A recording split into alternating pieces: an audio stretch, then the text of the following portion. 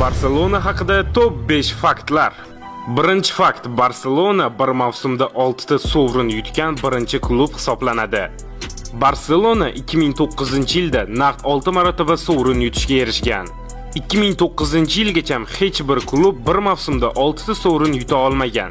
Ikkinchi fakt: Barselona La Ligada 100 ta ochko to'plagan yagona klub hisoblanadi. 2011 va 2012-yildagi mavsumda 38 ta o'yinda 100 ta ochko to'plagan yagona Ispaniya klubi. Uchinchi fakt: Barselona bir mavsumda 190 ta gol ura olgan yagona klub hisoblanadi. Barselona 2011 va 2012-yildagi mavsumda barcha turnirlar asosida 190 marotaba gol ura olgan yagona klub. To'rtinchi fakt: Barselonada o'ynagan futbolchilar eng ko'p oltin to'p yutgan futbolchilar hisoblanadi.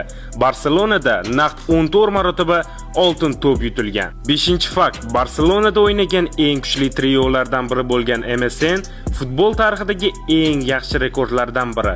Ular bir mavsumda uchalaligi ham 30+ gol urishgan. Messi 58 ta, Luis Suarez 59 ta va Neymar 39 marotaba gol urishgan. Bu videoni kimga jo'natishni bilasiz va bundan qiziqroq videolar profilda.